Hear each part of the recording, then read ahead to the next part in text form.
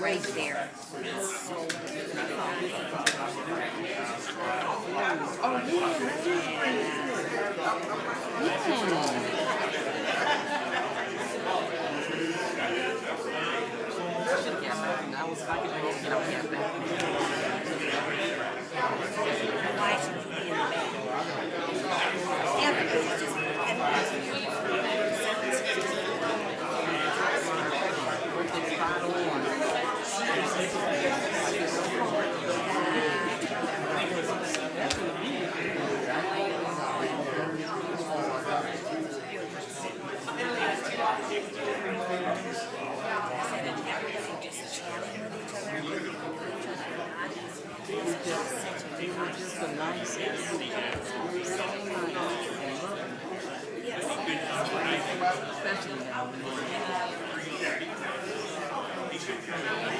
Hi, Sherry. Wasn't that just such a loving event today? oh my goodness. I could just feel the love in the room, the support for one another. It's just wonderful. I just wanted to wrap the whole room up in a hug. I did too. It was very nice today. It was beautiful.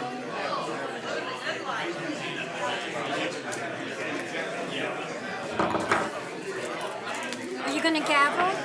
You want to gavel? Yeah, I'd love to gavel. Okay. Wait You till ready? 7 though. We gotta wait till Martha gives us the go ahead.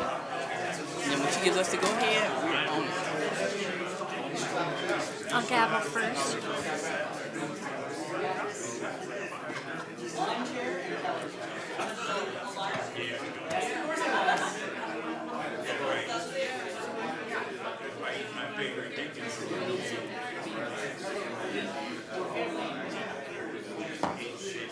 You want me to do it?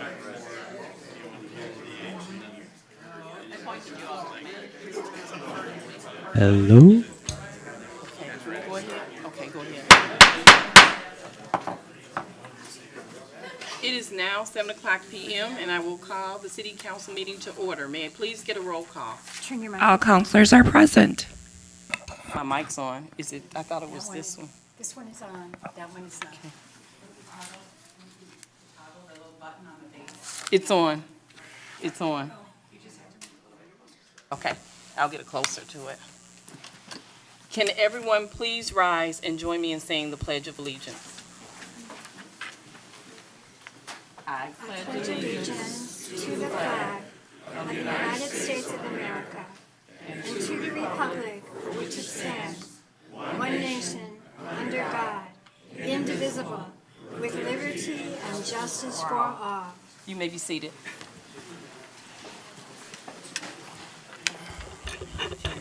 Item 3 is special orders of the day and announcements.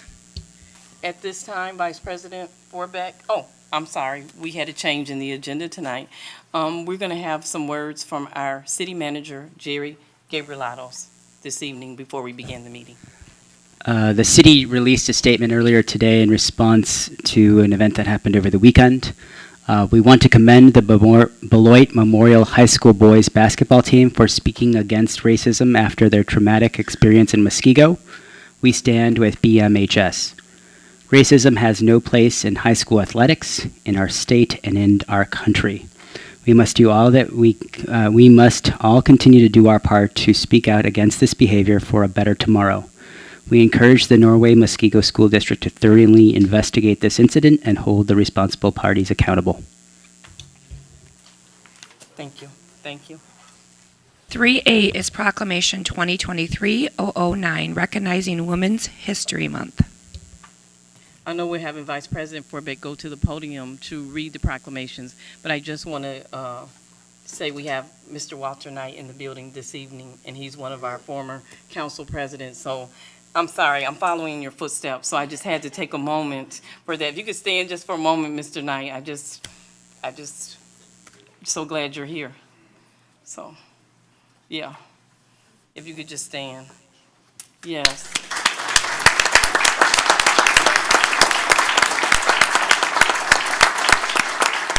See, we would have had you come run to the podium, but but I just want to say it's just such an honor to have you here tonight. So thank you for being here. And I know you're going to get involved in one of the proclamations, but I just could not move forward with the meeting without recognizing you.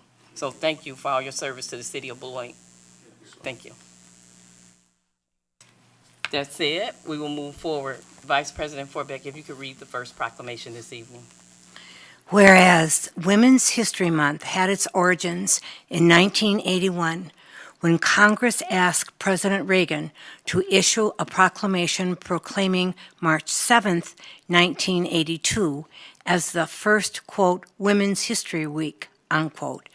And whereas, after 5 years, the National Women's History Project petitioned Congress to designate the month of March 1987 as, quote, Women's History Month, unquote.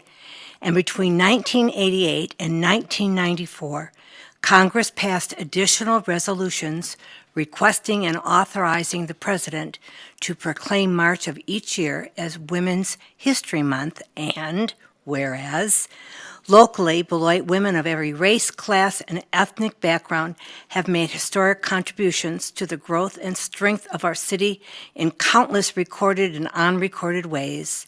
And whereas women have played and continue to play critical economic, cultural, and social roles in every sphere of life in the city by constituting a significant portion of the labor force working inside and outside of the home. And whereas women were particularly important in the establishment of early charitable, philanthropic, and cultural institutions in our city. And whereas women of every race, class, and ethnic background served as early leaders in the forefront of every major progressive social change. And whereas women have been leaders not only in securing their own rights of suffrage and equal opportunity, but also in the abolitionist movement, the emancipation movement, the industrial labor movement, the civil rights movement, and other movements, especially the peace movement, which created a more fair and just society for all.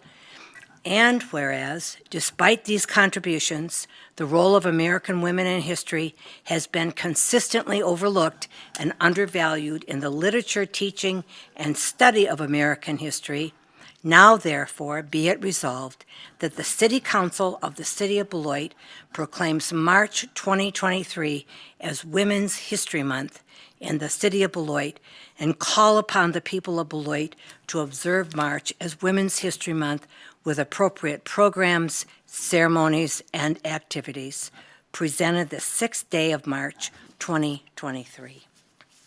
And at this time, we will have Betty Carr come forward from the League of Women Voters. Ms. Carr. Proudly give this to you. Absolutely. Ms. Carr, if you could come forward and just share a few words with us this Can evening. I say a few words? Well, first, thank you, Ms. Forbeck, Ms. Duncan, and Ms. Blakely, the City Council, and the new City Manager for this formal proclamation. I would like to recognize all the Beloit area women leaders from the past, which includes our Native American sisters who came first, and all of the present women currently, and very importantly, the women of the future who will be making new history for us all. And I'm reminded of that when I saw this cute little young lady back here. And I thought, yes, that is the future. So thank you. Yes. Thank you.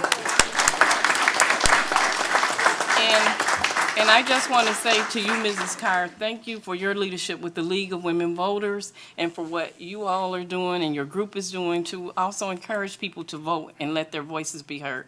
I also want to mention that we had a we didn't have a program, but we took an important photo earlier today, and it was women from all walks of life that filled this entire room. So for that, I am grateful. We were able to support one another, lift one another up, because we know there are inequities that exist.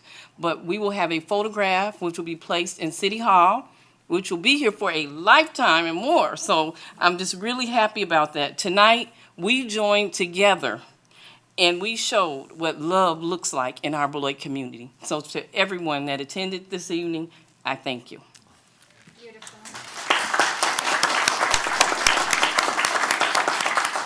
I better change that because there's not an I, it's a we. Yeah. We thank you, Yes. the entire Beloit City Council. 3B is Proclamation 2023-006, congratulating W.B. Kennedy Lodge Number 3 on their 100th anniversary. This is delightful for me to read. Whereas the City Council of the City of Beloit wishes to acknowledge those individuals and organizations who, through their actions, help to make Beloit an outstanding community in which to live, learn, work, and play. And whereas W.B. Kennedy Lodge Number 3, Free and Accepted Masons, Prince Hall affiliation, is celebrating its 100th anniversary as a subordinate lodge of the Most Worshipful Prince Hall Grand Lodge, FNAM, State of Wisconsin, Inc. And whereas W.B. Kennedy Lodge Number 3 was founded on March 24th, 1923, when Most Worshipful Grand Master T.H. Samuels of Illinois came to Beloit with a team trained to initiate 25 members into the fraternal group. And whereas W.B. Kennedy Lodge Number 3 was chartered by the Grand Lodge in Milwaukee, Wisconsin on September 1st, 1925, and whereas W.B. Kennedy Lodge Number 3 originally met at the Union Hall on Shore Drive and purchased a new facility in 1964 at 1127 Eclipse, where the address changed to 1111 Prince Hall Drive in 1992. Since September 2019, members have been meeting at 2034 Liberty Avenue, a site they purchased and remodeled to suit their current needs. And whereas the members of W.B. Kennedy Lodge Number 3 have embraced their work of assisting those who need a helping hand in the Beloit community, and through their endeavors have provided youth scholarships, food and shelter for the needy, and many other charitable acts of kindness. Now therefore, the President of the Beloit City Council officially acknowledges and congratulates W.B. Kennedy Lodge Number 3 on its 100th anniversary and wishes the members many more years of fellowship and generous community philanthropy, presented the 6th day of March, 2023.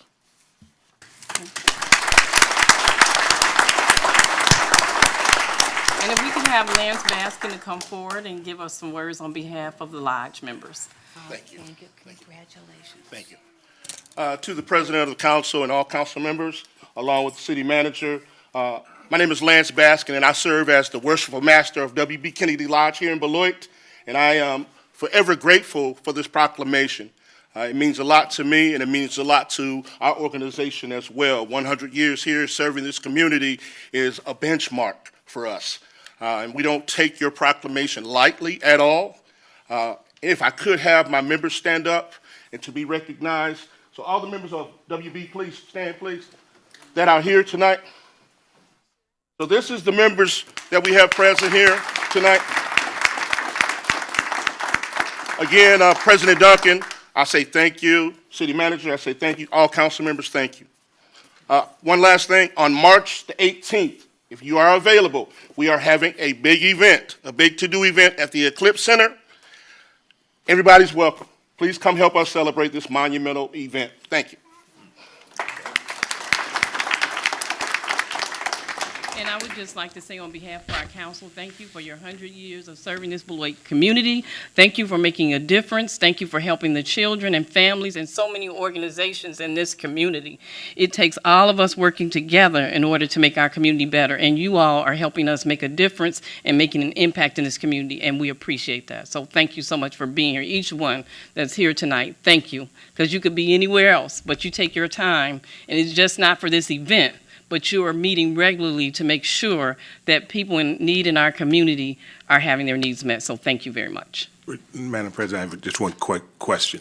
Go ahead. If someone wants to attend the event, what time is it, and how can they get tickets? So the event starts with the social hour at 6 p.m., with the dinner starting at 7. Okay, and if we want to get tickets, who do we If see? you want to get tickets, you can contact myself or Walter Ward, or you can get in contact with Linda Ward as well. Thank you.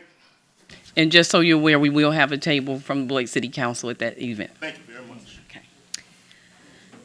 Item 3C is Proclamation 2023-010, recognizing American Red Cross Month. Whereas during American Red Cross Month in March, we celebrate the humanitarian spirit of Beloit, Wisconsin, and reaffirm our commitment to help ensure no one faces a crisis alone. And whereas caring for one another is at the heart of our community and exemplified by the people of Beloit, whose simple acts of kindness through the Red Cross provide help and hope in people's most difficult moments, continuing the life-saving legacy of Clara Barton, who founded the organization more than 140 years ago to prevent and alleviate human suffering. And whereas in 2022, Red Cross services delivered to the Beloit community included 20 disaster operations, mostly fires, 28 families assisted, 17 blood drives with 411 blood units collected, 357 first aid, CPR, AED instruction units, 612 aquatic safety instruction units, and 24 armed forces services. And whereas every day ordinary individuals lend a helping hand to make an extraordinary difference for neighbors in need, whether it's providing emergency shelter, food and comfort for families displaced by home fires and other disasters, donating life-saving blood for cancer patients, accident victims, and people with sickle cell disease and other life-threatening conditions, supporting military members and veterans, along with their families and caregivers, through the unique challenges of service, using vital skills like first aid and CPR to help others survive medical emergencies, or delivering international humanitarian aid and reconnecting loved ones separated by crisis around the world. And whereas their support, volunteerism, and generous donations are critical to our community's resilience, we hereby recognize this month of March in honor of all those who fulfill Clara Barton's noble words: "You must never think of anything except the need and how to meet it," and ask everyone to join in this commitment. Now, therefore, be it resolved that the City Council of the City of Beloit proclaims March 2023 as American Red Cross Month in the City of Beloit, and call upon the people of Beloit to reach out and support its humanitarian mission, presented the 6th day of March, 2023. Thank you. President Duncan, a representative of the Red Cross, is back here. Okay, can the representative please come forward? We appreciate everything you do. And if you could just offer a few words, just say your name and offer a few words to us. Absolutely. My name is Kyle Kriegel. I'm the Executive Director for the Southwest Chapter of the American Red Cross. And on behalf of the American Red Cross, I'd like to thank the City Council, the City Manager for declaring March as Red Cross Month. We can't do the work we do without great support from partners like you and the community, and I just wanted to thank you all for your great support. Thank you. Thank you. And I would just like to say to you, thank you for saving lives, and thank you for helping those, especially during those emergency situations when they have nowhere else to turn. So thank you very much for being here this evening. Item 4 is public hearings. 4A is consideration of Resolution 2023-028, approving a planned unit development master land use plan for the And- property located at 625 3rd Street. And before we begin, I know we have a pretty long meeting. I didn't know if people may want to leave at this time. You're certainly welcome to stay, but if you have other things that you need to do this afternoon and take care of, please feel free to leave at this time. Thank you all for being here. Much Thank you. appreciated. Thank you.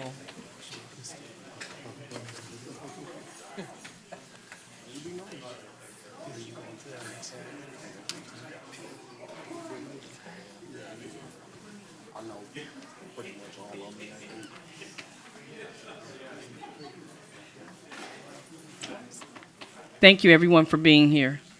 Thank you so much. Thank you. Good night. Thank you.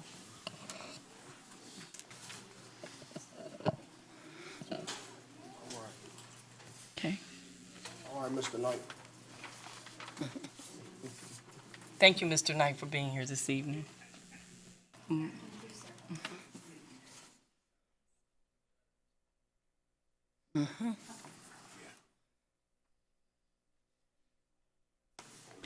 At this time, our director, Julie Christensen, will provide us with an overview for both items 4A and 4B.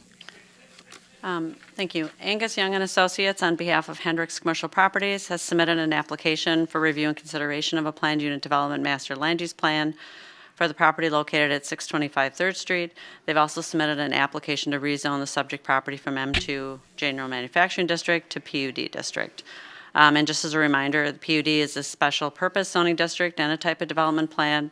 So PUDs are processed in 3 stages. The first is this master land use plan. The second is the rezoning, and then the third is a final site plan, which is done by staff. So the proposed project is an exciting one and includes renovating 18,939 square feet of the existing building, which is located on the Spine Road closest to the pedestrian pathway, into an entertainment venue named Henry Doorbakers with a 5,300 square foot outdoor space. They're seeking approval of a PUD in order to allow an entertainment-oriented use with the sales, possession, and consumption of alcohol, an outdoor seating area, and a rooftop sign. They've also requested relief from the parking requirements, as this business has different operating hours than other businesses nearby. This business is basically being treated like other downtown businesses, which are zoned central business district. Before the January 18th meeting of Plan Commission, all property owners with 150 feet of the property were notified by mail the dates of the public hearing for the proposed PUD. At Plan Commission's request, an additional notice was mailed out to the property owners on the east side of the Rock River. We also reached out to, or Hendricks reached out to the residents of Heritage View to give them an opportunity to kind of tour the site and see what the plan was for the site. Staff did receive a comment from Visit Beloit, located at 650 Pleasant Street. They are in favor of this development, but wanted to clarify that the parking listed at 650 Pleasant Street is not public, nor is it owned by the city. An email was received from a resident of Heritage View Condos who's not in favor of the proposal due to concerns about noise in the rooftop sign. And Rick Dexter, resident of Heritage View, expressed concern to Plan Commission about the rooftop sign and noise. A site visit was held with Plan Commission, and Plan Commission and Council were invited on February 1st at 3:30 and was well attended. 6 of the 7 Plan Commissioners came, as did Council President and Vice President. I don't know that everybody stayed for the whole tour. Some people were not up for the walk, but a number of them heard AYA's presentation, which we're also going to share with you tonight in an abbreviated form. So Plan Commission reviewed this item on February 8th, 2023, and voted unanimously 7-0 to recommend approval of the PUD Master Land Use Plan, subject to the 12 conditions which are listed in the resolution, which is on your agenda for action tonight, which is that this approval authorizes an entertainment-oriented use with the sales, possession, of consumption of liquor and an outdoor seating area shown in the PUD Master Land Use Plan. Any changes to the uses listed above require City Council approval. The applicant shall obtain all applicable liquor licenses before establishing the sales, possession, and consumption of alcohol on site. In addition, the application shall retain them as long as alcohol is served on site. 2 access points are required to the PUD area. A total of 1 building that maintains existing property lines and shall not exceed 2 stories in height is permitted. The maximum building coverage may not exceed 19,000 square feet of the 32,236 square foot PUD area. A total of 4 signs, including a roof-mounted sign, are permitted. On-site signage cannot exceed 1,170 square feet, and flashing and EVM signs are prohibited. Section 30.07, General Design, Construction, and Maintenance Standards will still apply. On-site off-street parking and loading spaces are not required. The PUD must maintain 15% of the gross land area as open space. The maximum capacity of the outdoor seating area shall be determined by the building official prior to issuance of a certificate of occupancy for the building and shall be posted accordingly. Full compliance with building and life safety code is required due to the change in use of this area of the building. The applicant shall maintain the existing level of stormwater control provided by their bioretention basin. As part of the PUD final plan approval process, the applicant shall submit plans and drainage calculations to ensure that they will be maintaining the existing level of stormwater. And then prior to issuance of a building permit, the applicant shall obtain site plan and architectural approval, which shall include a detailed review of all site grading, utility, landscape, and lighting plans. And then our standard condition of major changes coming back through this public process and minor changes being able to be approved by staff. And then the recommendation was based on the PUD land use plan review criteria, which are included in the agenda packet. The zoning map amendment from M2 to PUD was also reviewed by Plan Commission and recommended for approval unanimously 7-0. This recommendation was based on the findings of fact included in the staff report. And with that, I'm going to turn it over to Joe Stadelman. I thought, and Council President Duncan and I talked about this after Plan, that we thought it would be wonderful for the council to see the presentation that AWA had given. It was a long presentation, so we've asked Joe to kind of make it a little briefer than it was then, but I think it provides a lot of good information that is helpful in terms of making your decision on this PUD tonight. Thank you, Julie. Good evening. Good evening.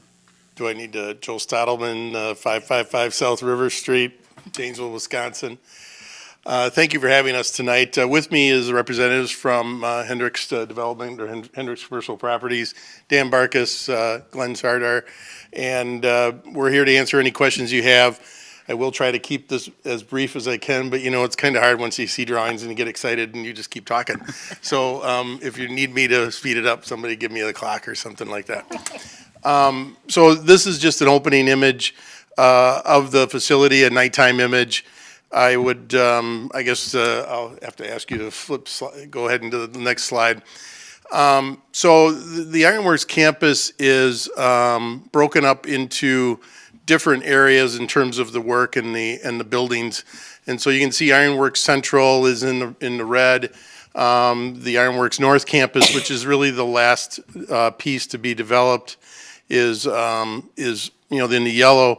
You're not seeing the YMCA campus. The South campus is for some reason not on that slide. And then the blue is in the office building, the original office building from Beloit Corp. So the red that you see there is the area of work, and so you can get a feeling for how large that campus is and the percentage that we are actually developing. There we go. Thank you. And you can see on this image, we actually put Heritage View in orange, so you get a feeling for where that is across the river from the development project. So we can flip to the next slide. So this is an aerial image, again, just to give you a feeling of where we're talking about. The Ken Hendricks Bridge pedestrian bridge is there on the left, give you a feeling where the Spine Road is. And then First National Bank is the one on the right on that past image. So just to give you a feeling for about how big that is in relation to the whole campus. That's important when we start to talk about the rooftop art piece. So we can go to the next slide. So this is one of our current images of the outdoor venue part of so again, 5,000, a little over 5,000 square feet. Synthetic turf, so we could use it on a day like today when it's 55 degrees out. We can actually be out there and be really enjoyable in the middle of February. If you tried to walk through your yard this weekend, it was a wet, slushy mess. There was no way you were going to be there. But this will be significantly different for that reason. You also start to see that the entire area is surrounded by benches and planter boxes, so it will be fenced off from the public street. And this is the start of a concept for a pavilion roof. That would be an area where an outdoor music event may happen, but it's not a stage. It's not elevated. We don't want to commit to a stage because that takes up a lot of land area in there. So it is a roof, but it could be as easily just an outdoor seating area in the shade in the middle of summertime. So it's really meant to be very flexible. There will also be right in front there, that long black rectangle is an outdoor fire area. There's a linear fire element that will add to the atmosphere, especially in the colder months, and still make it acceptable and interesting to be outside year-round. So we'll go to the next slide. Again, another image, yard games. There is catenary lights similar to the Spine Road. The flag element, the art piece that's on the wall today will remain. If you haven't seen that, and some of the Plan Commission members commented that they'd never looked at it closely, it's a collage of original patterns from the Beloit Ironworks campus, then with the flag stripes and stars painted on it. So it's really a wonderful piece, very, very much a historical piece of the history of the Ironworks campus, but also respectful of our heritage. And then just another image, kind of giving you a feel from a different where the marquee sign will be, the entrance to the facility in the white rectangle, kind of middle of the slide there. And then another image of the pavilion. Again, what I said, not a stage, just a flat area with a roof that gives us some flexibility for many different types of activities during the daytime.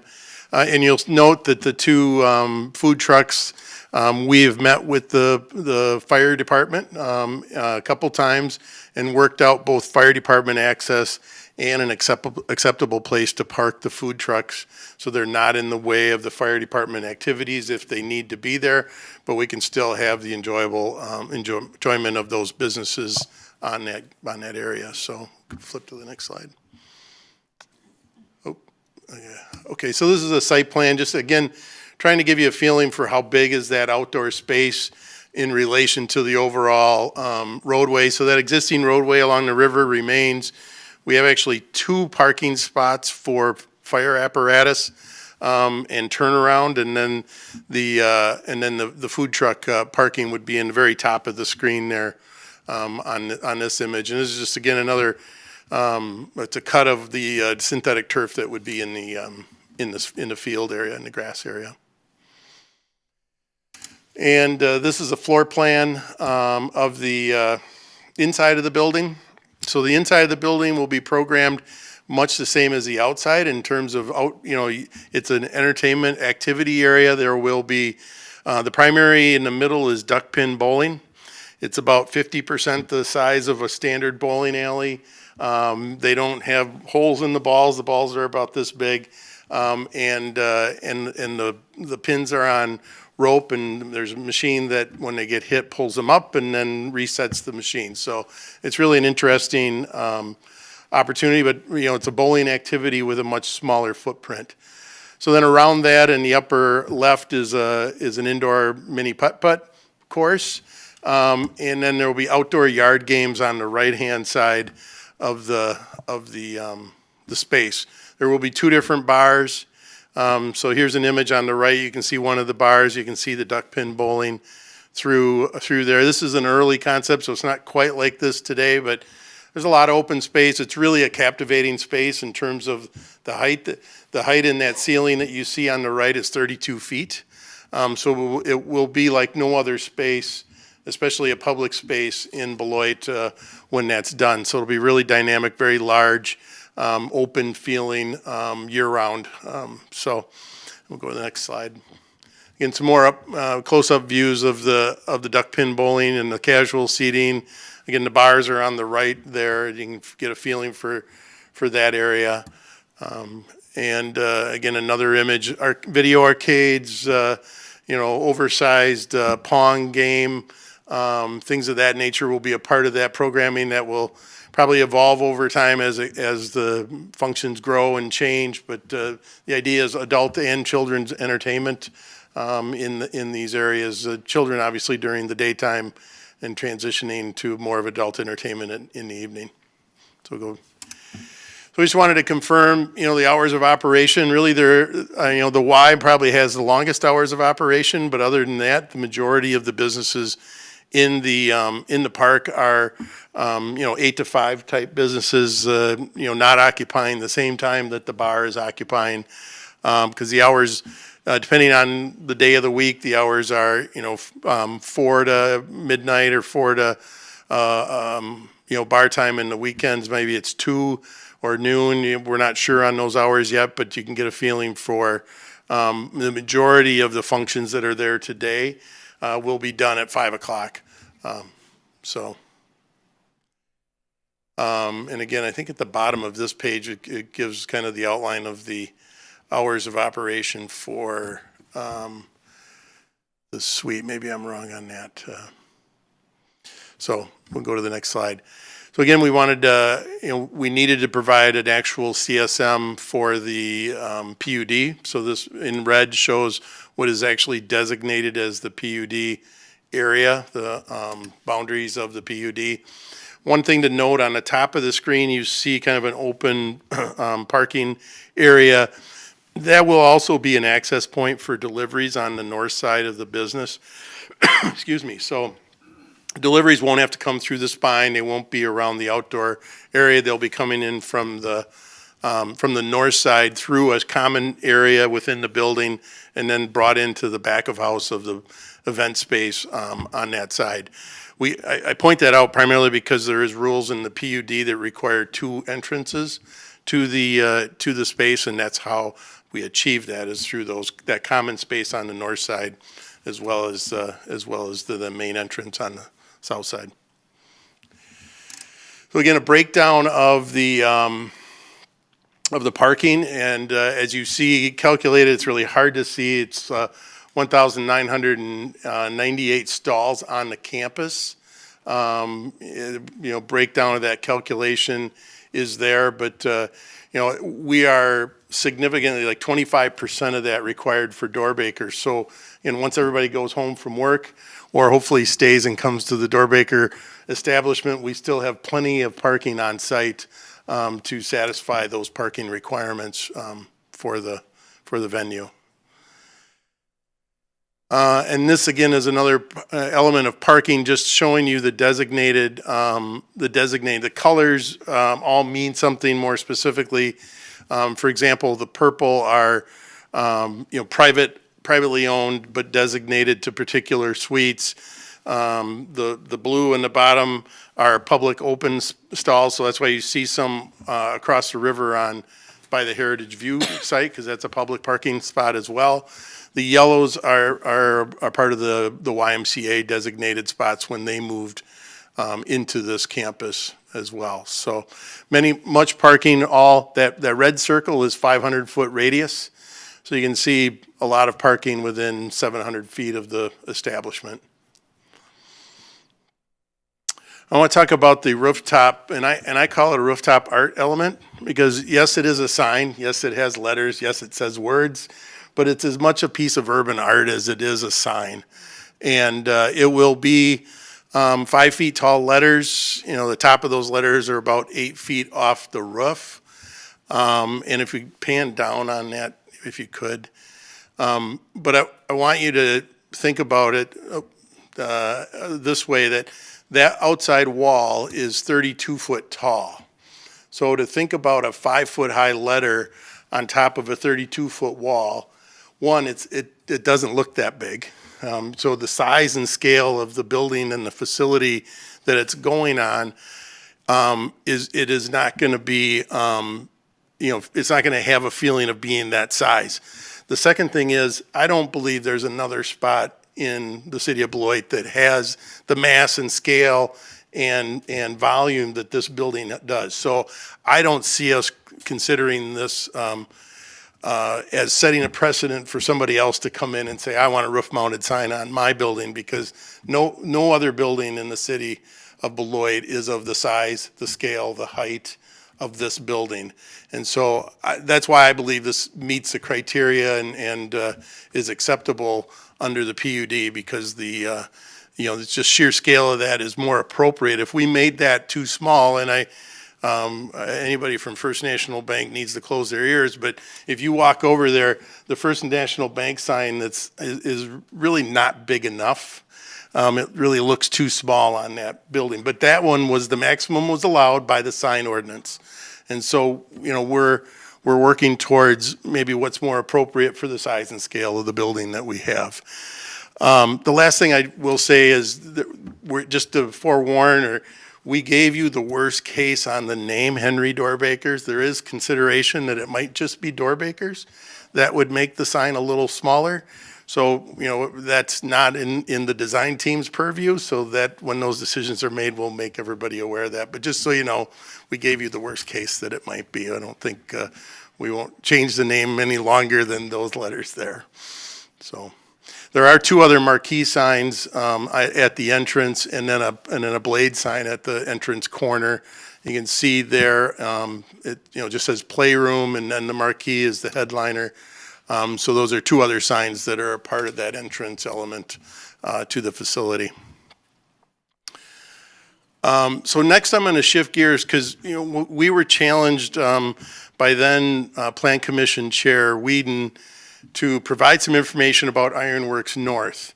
And instead of looking at this as one spot elevation or spot decision on just the bar element, there was a request to give you some idea of what are the ultimate plans for the campus. And although we can't predict the market, we can show you the concepts that we've created that are waiting for the right opportunity to then be developed as a part of that Ironworks North campus. So you can see 145,000 square feet. Currently, most of that is undeveloped, except for right where that line comes across. That's where Ebates exists, and we all see the sign for them and the lights as they work through the night sometimes. But a lot of that campus is really not developed yet, waiting for the right opportunity. So we can go to the next slide. So again, the yellow outline here shows you what we consider Ironworks North. That's pretty much as it sits today. And then if we flip to the next slide, this is the concept of how that would be redeveloped when the opportunity arises. And again, no commitment as to when that is. But like if we start on the right-hand side, there's a little brick two-story building. We believe that's the oldest building on the Ironworks campus, one of the first buildings built that's still standing today. And we'll see a few more images of that as we go further. But then, there's a lot of building area, multiple floors, parking underneath for the building in the middle, and then a new entrance for the longer building that would tie into, on the left, it would tie into the Ebates suite at the top. And you'll notice that inside that courtyard, right now today, that is not developed at all, but you can see that we've got a lot of extra parking planned for that area as well. So that once that all gets developed, there will be much more additional parking created in that center courtyard area there, kind of in the middle right of the screen. It's really hard when I can't go point at it. But, so next slide, please. So again, these are just some ground images of what that new main entrance would look like. Far right, really small, is that two-story building, and then you can step through the different size buildings. Parking is already there underneath the building on the left, so you get a feel for how we're working towards creating more space and new space in that campus. So we'll keep going to the next slide. Again, this is what we believe to be one of the oldest buildings on the campus. Would be a nice, unique office building, a little smaller, obviously, than the rest. But that bridge crane is there today, so you can kind of, if you want to drive by, you can kind of see where that's at and get a feeling for the rest of the campus and how this fits with that. So we can go to the next slide. Again, a green space spine area, again, for the north part of the campus, kind of a signature of the whole campus, but also a nice outdoor space for the employees that would be working in that area. And this is it from inside the courtyard, again, another part of one of the older buildings on campus, the exposed sawtooth roof there, and then the larger buildings around it on the upper part of that screen. And more images from the parking in that developed area. And that's the end of the presentation. So does anybody have any questions? Okay, let's take, we'll go with Vice President Forbeck and then Councilor Blakely. Joe, I wonder if you just would repeat about where the name comes from. I know I was at the event on the 1st, but I think it's very interesting. Yeah, so I don't know if these guys are more learned, but from what I understand, it is the first gentleman who operated a bowling alley in Beloit. And that's how that name came about. And it was located approximately where First National is. So it's generally in the same vicinity of the site. And so what you can always count on Hendricks to do is to try to make things look like they were back Absolutely. years ago. And so it's kind of a look back to our history. Great. Thank you. Thank you. Councilor Blakely? Thank you. I think it's just a very captivating concept, very exciting. I had a question about the signage. I think I'd prefer Door Baker, even though it's a testament to the gentleman who developed Beloit's first bowling alley, simply because it will make that sign just a little smaller. And although I know you said, I may not be quoting you exactly, Joe, that it's a piece of modern architectural art. Urban art is what I said. Urban yep, art is yep. what you said. You put that so much more elegantly. I love the fact that the flag with the montage of the workers is going to remain below, but I wonder if it might, the sign in its bold redness might be somewhat at odds. But I saw too, and I think I finally understood, that sign will not be directly across from Heritage View. Correct. It's quite a ways down the river from there, is it not? North of that. That's yeah. great. And I appreciated what you said about the proportional scale of the sign compared to the largeness of the building. So very, very excellent work. Thank you. And I know this is a public hearing, but we're taking questions because of your presentation. So Sure. Councilor Levy, you can go ahead. And maybe this is for Julie as well. I know you said about the sign and said, don't worry about it, we're not setting a precedent. And that's exactly what I was going to ask, that we may not see a precedent now, but do we ever see somewhere down the road where we may need to do some adjustment with the sign ordinances? Okay, so every PUD is different. So you approve the sign, I don't have them off the top of my head, but it's like number, area, height of the signs for each PUD. So each PUD is done case by case. As Joe said, this is a unique size building. You don't get buildings of this scale. However, if there was one this tall, this kind of mass, you could see another sign like that. You do see that in other cities, these rooftop signs that look like this. So I do think the sign is attractive and fits in with kind of what they're proposing to do. But basically, every PUD you approve has a sign allotment in it of some sort, because the sign ordinance basically says that for PUDs, the PUD will guide. And so we look at them case by case. I think anything you do case by case is still, someone can point to.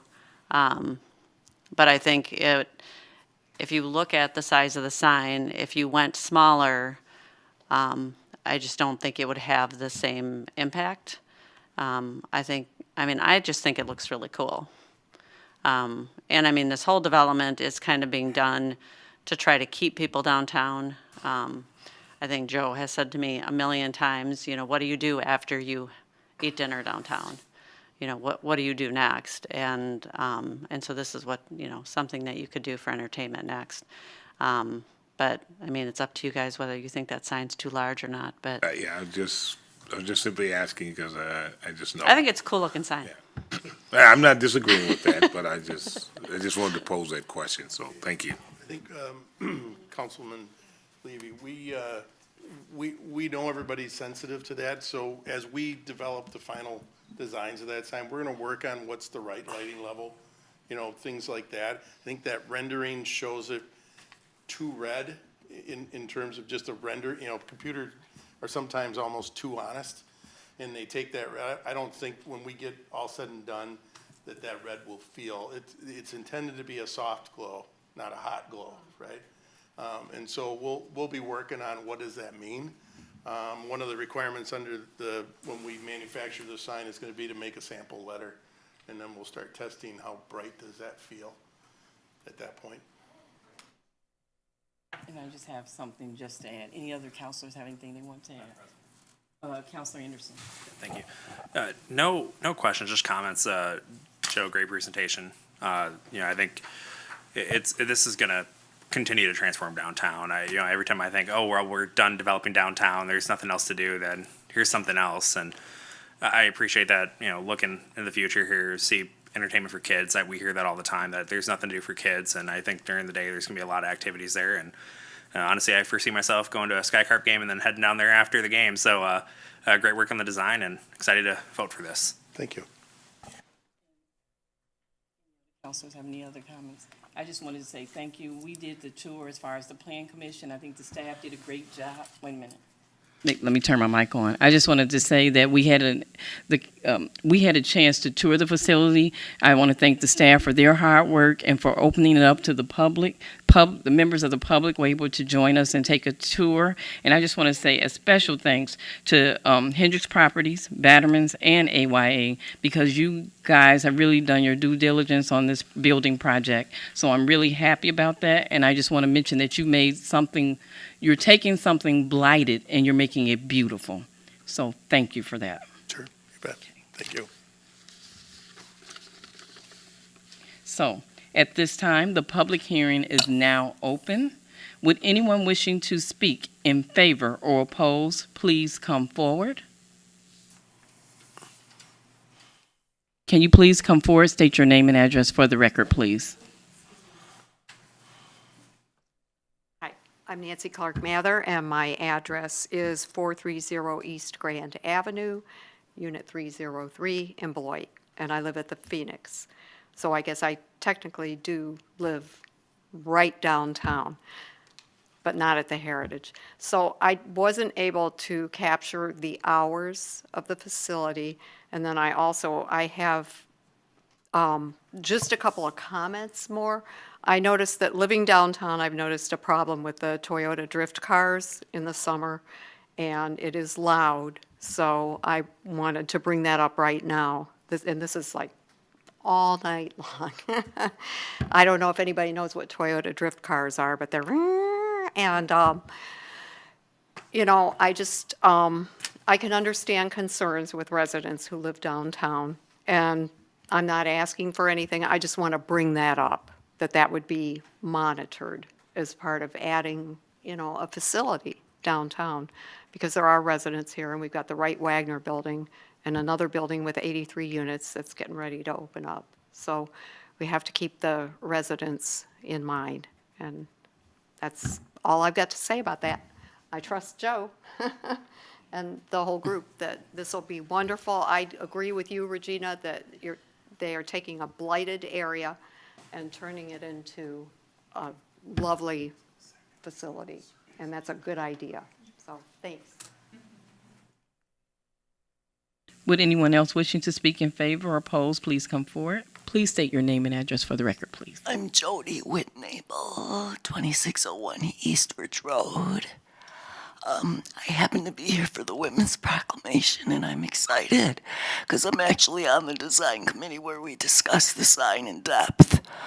And it was really an interesting meeting because what Sherry and Kevin were saying was what was said at the meeting. Everybody was worried that the sign's too big and other people are going to want to come in and have big signs and all of that.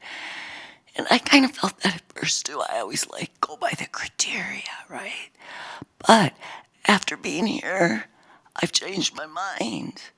And I did say at the meeting that it is a work of art, and it truly is.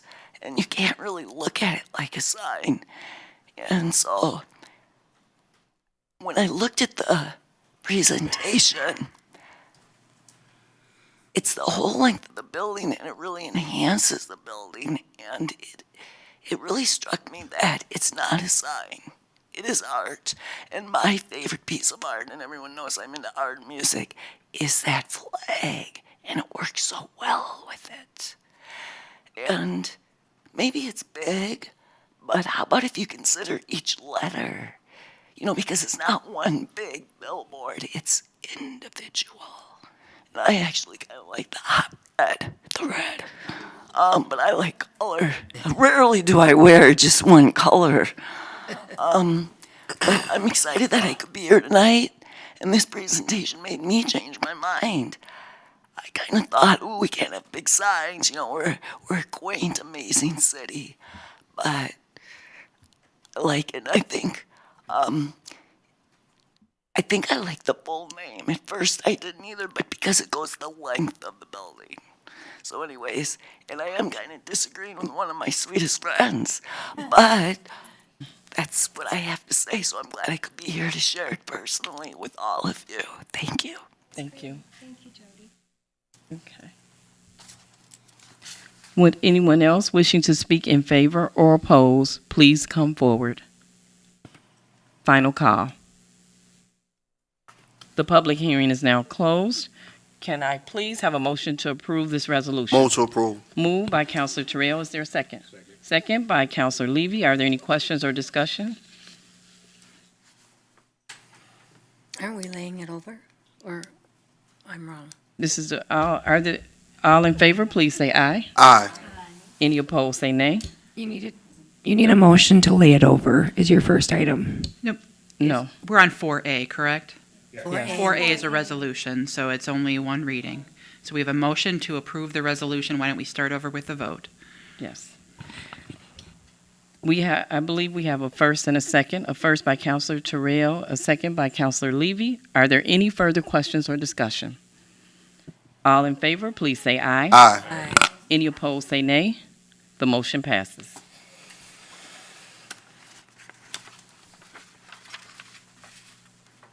Thanks for being here, ladies. Thanks for participating in the Women's Month photo as well. Thank you. It's just 4B is consideration of ordinance number 3778, amending the zoning district map for the city of Beloit from M2 General Manufacturing District to PUD Planned Unit Development District for the property located at 625 3rd Street. Director Julie Christensen already provided us with an overview on this item.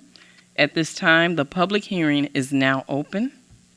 Would anyone wishing to speak in favor or oppose, please come forward.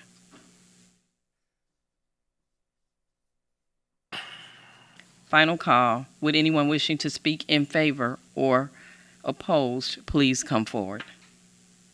The public hearing is now closed. Can I please have a motion to lay over this ordinance? I so move. Moved by Vice President Forbeck, seconded by Councilor Blakely. Are there any questions or discussion? I would just like to mention that this is in conformance with our strategic plan, Goal 3, which is to create and sustain economic and residential growth, and our Goal 4, to create and sustain a high quality of life. And then also, this development complies with our economic sustainability by allowing a new business to grow and thrive in our city of Beloit. And also, once this is constructed, this will increase our city's tax base. So I just wanted to mention that. That said, we have a motion and a second. Are there any other further questions or discussion? All in favor, please say aye. Aye. Aye. Any opposed, say nay. The motion passes. 4C is consideration of ordinance number 3780, amending the future land use plan of the comprehensive plan for the northern portion of the property located at 343 Euclid Avenue. Director Julie Christensen will provide us with an overview of both items 4C and 4D. So People's Church is in the process of selling the portion of 343 Euclid Avenue zoned R1B Single Family Residential District that contains an existing two-story brick building and would like to keep the northern part of this parcel for parking and attach it to the church parcel, which is Zone C1 office. So included in your packet is this drawing, which looks like this. It's got some gray on it.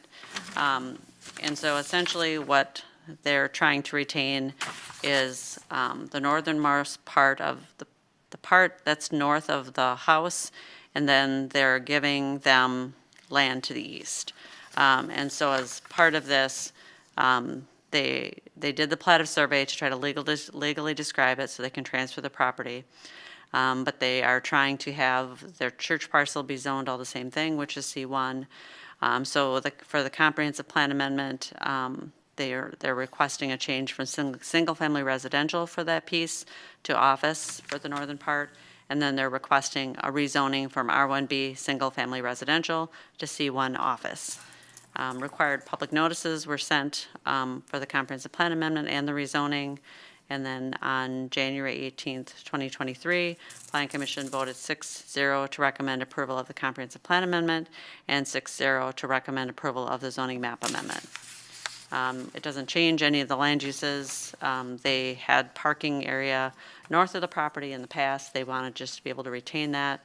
So when they have a lot of people at church, that they've got parking, and they gave the people who are buying the house additional land so that they're kind of made whole. And these are on your agenda for a public hearing and first reading and layover. Thank you, Julie.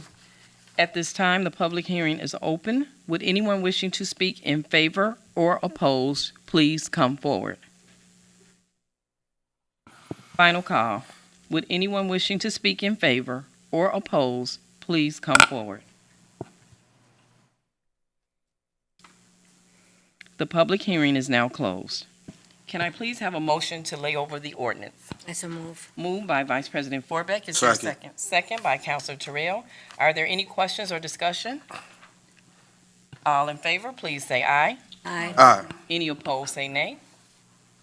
The motion passes. 4D is consideration of ordinance number 3779, amending the zoning district map for the city of Beloit from R-1B Single Family Residential District to C-1 Office District for the northern portion of the property located at 343 Euclid Avenue. Our Director, Julie Christensen, already provided us with an overview on this particular item. At this time, the public hearing is open. Would anyone wishing to speak in favor or oppose, please come forward. Final call. The public hearing is now closed. Can I please have a motion to lay over this ordinance? Moved. I second. It was moved by Councilor Terrell, seconded by Vice President Forbeck. Are there any questions or discussion? All in favor, please say aye. Aye. Aye. Any opposed, say nay. The motion passes. Item 5 is public comments. We have reached the point on our agenda for residents to come and speak before the council about issues that are coming before us or may come before us in the future. Council members may not act on any request at this meeting, but may refer a speaker to staff for assistance. We ask that you please hold your comments to 3 minutes or less and refrain from personal attacks of any kind. Public comment is a courtesy, and we expect everyone to conduct themselves in a civil manner. Speakers are asked to complete a public comment form. Madam Clerk, were there any public comment forms submitted prior to the meeting? There were not. Are there any members of the public that did not sign up who wish to address the council this evening? Madam Clerk, were there any public comments submitted by email? There was not. Public comment is now closed. Item 6 is consent agenda. All items listed under the consent agenda are considered routine and will be enacted by one motion. There'll be no separate discussion of these items unless a councilor member so requests, in which event the item will be removed from the general order of business and considered at this point on the agenda. Would any councilor like anything removed from the consent agenda?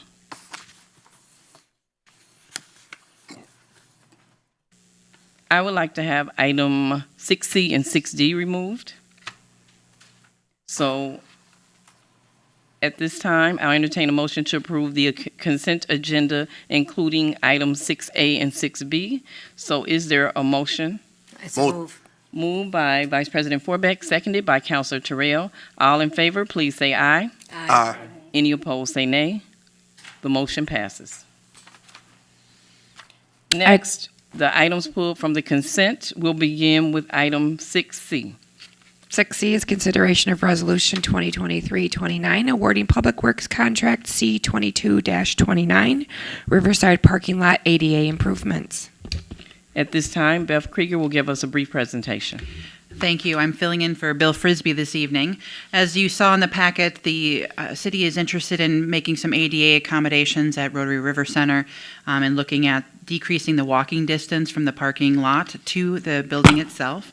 Upon closer inspection, some existing sidewalk conditions are out of compliance with ADA. So we put out a contract, or we asked for bids for a contract to repair those items. There are 5 bids that were received. The low bid is $90,425 with an alternate bid of $52.50. The lowest bid came in 14% lower than the engineer's estimate. So staff is asking that you approve the contract C-22-29. Okay, thank you. May I please have a motion to approve this resolution? I so move. Moved by Councilor Blakely. Is there a second? Seconded by Vice President Forbeck. Are there any questions or discussion? Yes, President Duncan. Councilor Blakely. Thank you so much. I think this is such a great idea to bring us into ADA compliance in that area. Physical challenges are something so many members of our population experience. And this is a super idea to take care of this problem in this area. So I am all for it. Thank you. Thank you, Councilor Blakely. Are there any other further questions or discussion? At this time, there is a motion and a second to approve the resolution. All those in favor, please say aye. Aye. Any opposed, say nay. The motion passes. Item 6D is consideration of Resolution 2023-031, approving a memorandum of understanding between the City of Beloit and Beloit College related to the Neighborhood Investment Fund Grant. Our Director, Julie Christensen, will give us a presentation. So the city, on behalf of Beloit College, applied for an NIF grant in November of 2021 for a community outreach and engagement center. And on March 3rd, 2022, the city was notified of the award of a $9 million grant for this project. Since that time, Beloit College has been finalizing their designs and also negotiating a memorandum of understanding with the city for the receipt and administration of these funds. Included in the packet is the memorandum of understanding between the city and the college, and which outlines the roles and responsibilities for these two entities related to the $9 million NIF grant, which will be a pass-through. It'll flow through the city of Beloit to Beloit College. Beloit College is also contributing $1 million of its own funds to this project, so the overall project budget is $10 million. The grant involves the renovation and addition to the Colonel Robert H. Morris Library on the Beloit College campus. Landmarks Commission has already reviewed the library addition and has issued a certificate of appropriateness for this project. The library, once complete, will house Impact Beloit and the college's career readiness and community connections programs. Impact Beloit is a new initiative linking community-based learning and career readiness programs with high-impact learning opportunities for Beloit College students, expanding their professional skills while deepening their engagement with community organizations and businesses.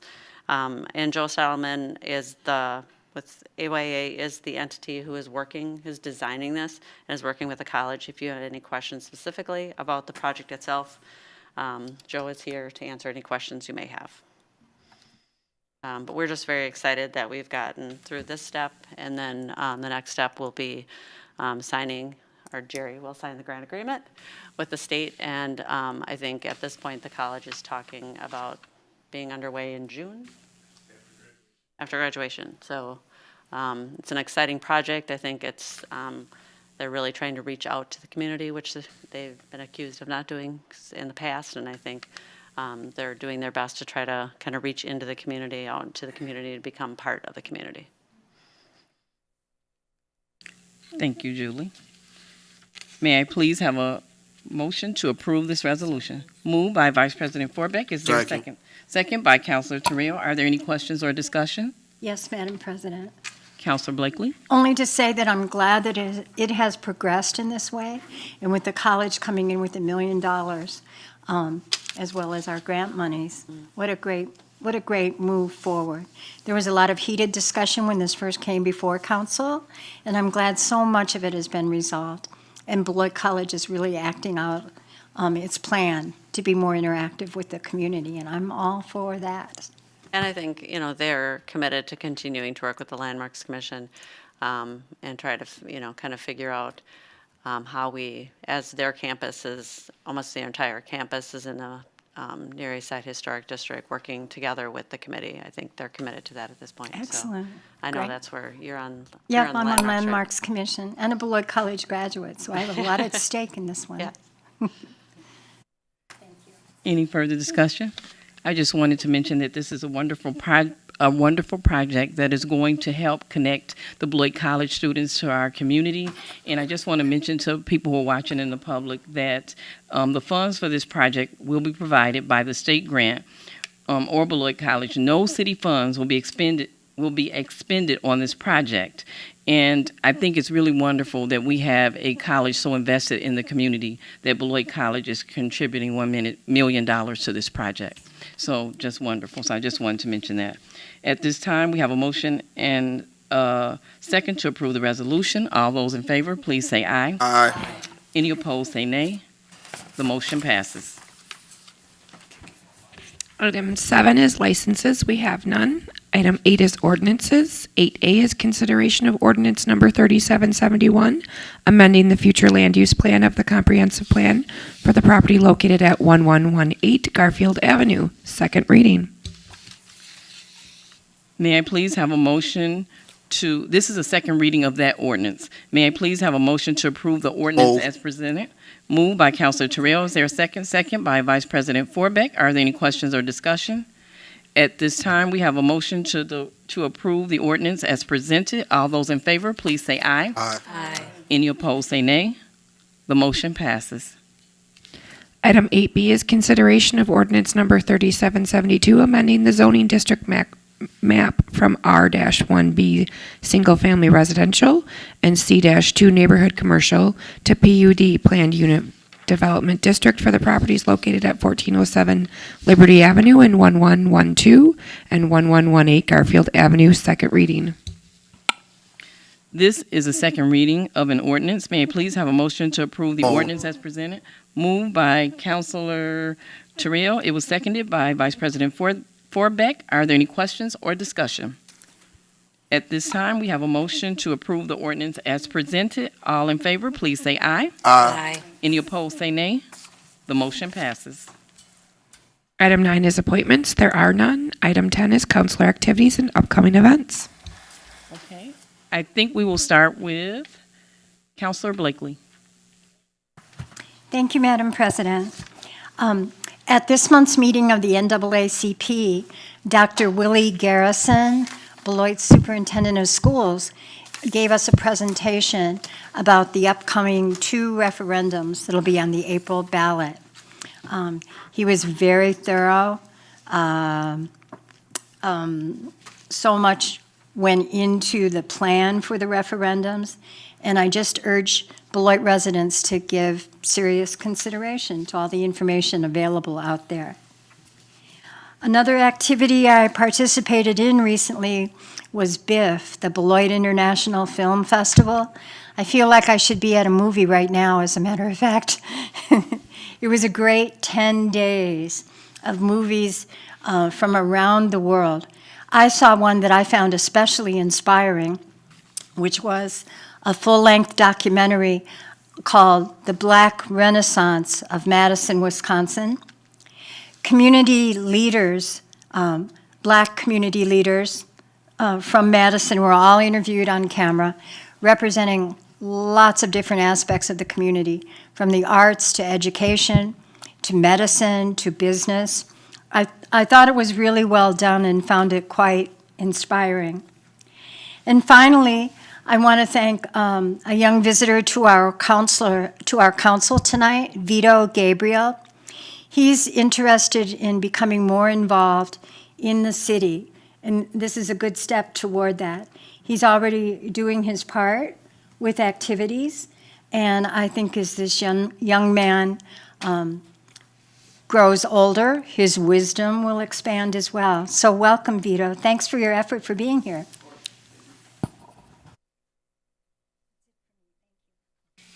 Thank you, Councilor Blakely. Next, Councilor Levy. Okay. Next, Councilor Anderson.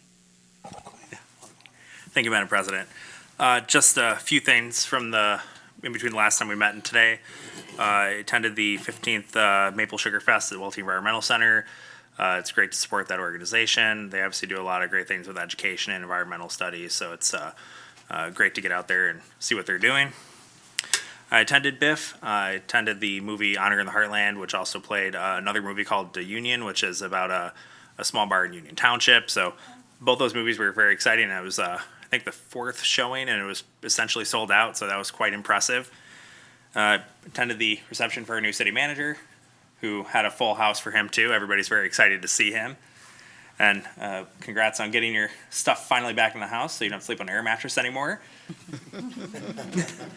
I attended the Beloit Meals on Wheels open house. They've had the building open for a little while, but this is the official ribbon cutting to really celebrate the start of them having that building. It took a long process. I was up until recently on the board, and I can tell you, went from a rendering to a physical building was really, really cool to see. It took a lot of effort and a lot of time, so I'm glad that that's there. It's a great addition to that part of Beloit.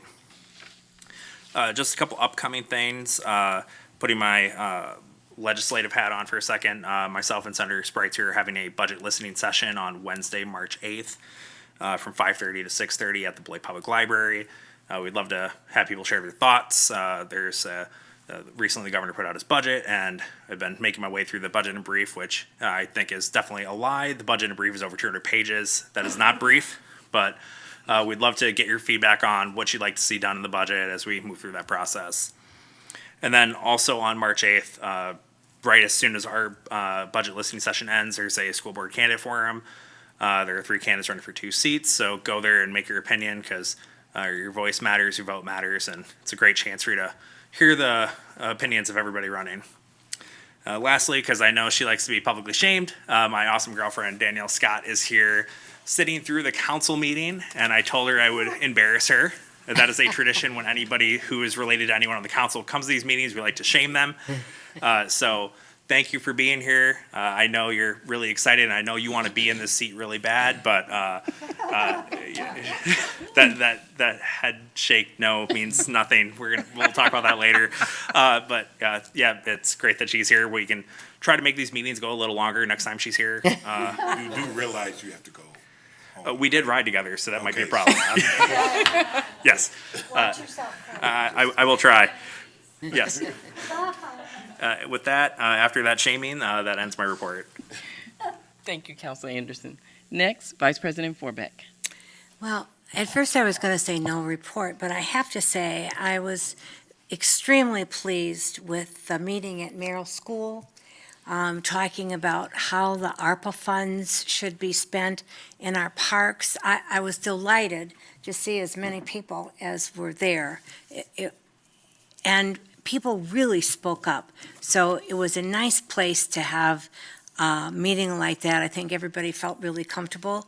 And I know I learned a lot just listening to our citizens. So kudos to the citizens who showed up. It was worthwhile, and thanks for everything you did for it, Marquise. Okay. Thank you, Vice President Forbeck. Councilor Terrell.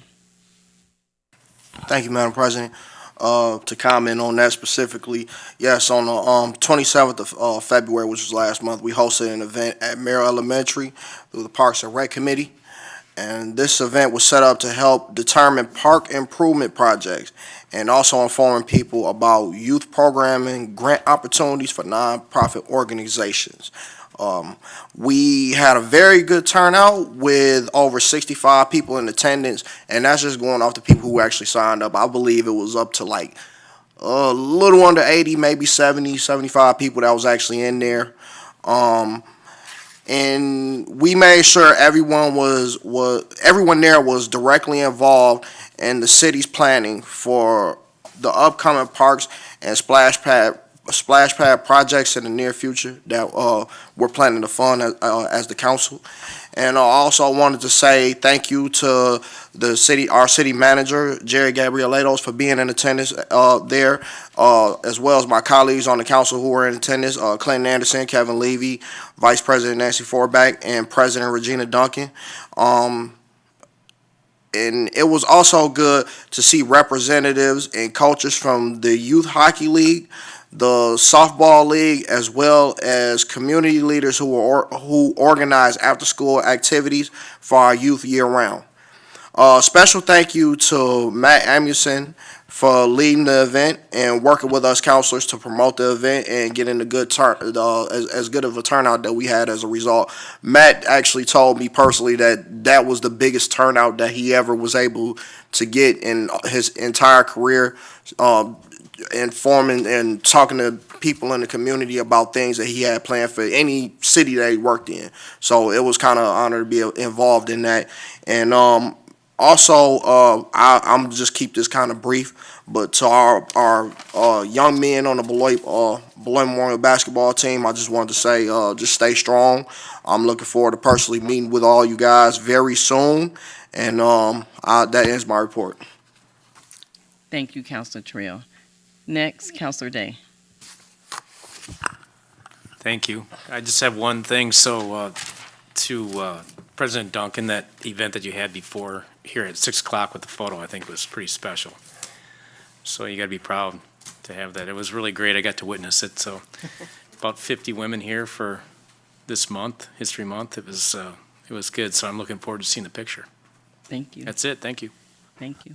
And just speaking on that note, we still have Betty Carr who's here with us, and the league has been a big part of this, and they're always talking and promoting, the right to vote. So thank you, because we know that women have been through a lot from the suffrage movement and beyond, and so we are women of many hats. That's just saying it simply. Where would we all be without women? Not here, right? So, so thank you. Thank you for those wonderful words.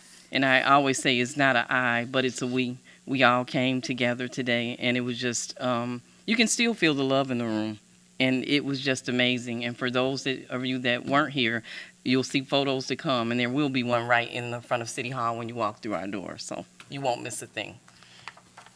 First, I just want to begin by saying that I was very sad to hear about the unfortunate incident that happened to the Beloit Memorial High School varsity boys basketball team in Muskego. Please know that we stand with you and encourage others to do the same. Coincidentally, we just commemorated the 58th anniversary of Bloody Sunday, a movement which led to the passage of the Voting Rights Acts. We certainly made progress on a lot of fronts, but we still have a ways to go. It's important that we condemn racism and injustice of any kind, that we remain vigilant, and that we choose to spread love throughout our society. Next, for my counselor activities. In celebration of Black History Month, I was a guest reader at Hackett, Merrill, and Aldridge schools for the Read Your Heart Out Week with the School District of Beloit. I was also a guest reader at the Lincoln Academy. I truly enjoyed having the opportunity to engage with our students and school staff to help build community and relationships. And I hope that this is something that we can do throughout the year, not just for Black History Month. But thank you to everyone that was involved in these projects. I also attended the ARPA Public Information Session, as Councilor Terrell discussed during his time of his council report. It was hosted by our Parks and Recreation Division at Merrill Elementary School. Residents were able to help determine park improvement projects and learn more about youth program and grant opportunities. Thanks to Matt Amundson, our Director of Parks and Recreation, Principal Brandy Herford, and Councilor Marquise Terrell for doing a great job spreading the word and organizing this effort. In addition, I joined in welcoming our new city manager, Jerry Gabrielatos. And it was great to also have Jerry's wife joined us, Brett. So it was wonderful to be able to welcome both of you to our Beloit community. And that was held at the Beloit Rotary River Center. And I also attended the swearing-in district ceremony for Representative Clinton Anderson at the Beloit Public Library. So again, congratulations. I don't know, do I say Councilor Anderson or Representative Anderson? So congratulations, and it was just a nice event. I was glad that you asked me to be there. I was the MC at that event, but it was very nice because it was Black History Month, and you had I was there in attendance, and also Judge Morris, who was the first Black Rock County judge. And I just said, Clinton doesn't make it. He's always so selfless, and he didn't even, I think, thought about it. He just gave us that opportunity, and I just thought that was just so wonderful. And with the American Legion, I mean, I was just so proud to be a part of that. So thank you for that invitation. Also, Jerry and I, you're just beginning. We got you. You hit the ground running. We gave the welcome at the Teal movie screening, which was hosted by BEF, the Beloit International Film Festival, Beloit Skycarp, and Quint and Rishi Studer, which was held at the Beloit College Powerhouse. There were a lot of emotions in the room. I hope that the people that were there, we learned something. It wasn't pleasant, but I think if we can, I just say we can't move forward if we don't know our history. So it was heart-wrenching. So I hope everyone that was there really got something out of that film. I know I did, and that's what the film festival is all about, right? Putting issues in front of us and making us more aware. Also, so thanks to all those people who were involved in those endeavors. There are a lot of fun activities happening, so you don't want to miss out. If you need more information about upcoming activities, because that was a question that somebody in the audience said, how do we find out about more things like this? Because I didn't know about it. So I just want to mention that you can go to our City of Beloit website and Facebook page, or you can sign up for our Beloit report. And you can call 608-364-6614 if you'd like more information. Last but not least, I want to thank all the amazing women who came in solidarity. We all wore white today to recognize Women's History Month. We are making an imprint in our community and showing what love looks like. It's going to start here, and then what we'll do, we'll just see it going down the line, right? So special thanks to Pam Lathrop and our city staff for all their hard work. Also Pam, I mean, it was a lot more. Sarah, everybody involved. Beth, it's just been amazing to have, and all our staff even dressed. Marcy, just everybody. Julie, just joined in. So you just made it so special. So I just want to thank you all for making this momentous occasion a success. Well done. This ends my council report for this evening. Next, we'll go to item 11. City manager presentation. Well, I'm just going to update the council on a couple of things that I did over the weekend. I saw 3 films at BIF, one last weekend, but the 2 I saw on Saturday, one at the suggestion of Chief Sales, who invited me to the movie called PTSD 911. It was very cool afterward. People who were featured in the documentary were there to speak. Some of them even went to our firehouse, one of our firehouses after or before the showing of the movie. So it was great to see that it was so appreciated, and obviously the work that the first responders do is something that really important, but more than that, like a mental health component that I think the movie brought a light to. And then saw the Till movie with Council President Till. Members of the Till family were in attendance, very special. And that's all I have to update all of you on. I will say that everywhere I go, I meet, I'm meeting everybody for the first time, and the question that they sort of conclude with is, how can I help? Or how can I get involved? And that's a really special place to be as city manager, so I'm really grateful to be here. And that's all I have. President Duncan, if I may, I just wanted to remind everyone that the ARPA application period opens tomorrow for the homeless services and the nonprofit facility expenses. So I just wanted to make that the public aware of that. The application period does open tomorrow. And there's information available on the city website, beloitwi.gov/ARPA, ARPA. Thanks. Thank you, Beth. Item 12 is reports from boards and city officers. 12A is consideration of Resolution 2023-032 ratifying the declaration of emergency issued by the city manager on February 23rd, 2023 regarding the ice storm. Sure. Council, as you know, there was an ice storm on February 22nd. The ice storm warning was issued by the National Weather Service over the course of those 24 hours. The city experienced rain, sleet, and freezing rain that accumulated ice on our roads, trees, electric and cable lines. More than 350 residents lost power due to frozen limbs on electrical lines. Over 550 tons of debris were collected, and more than 800 employee hours are estimated to clean up the storm debris.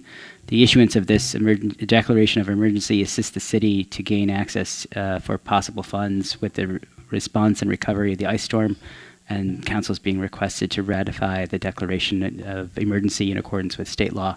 I will say a shout out to all of our public works and staff that were helping us with all of this.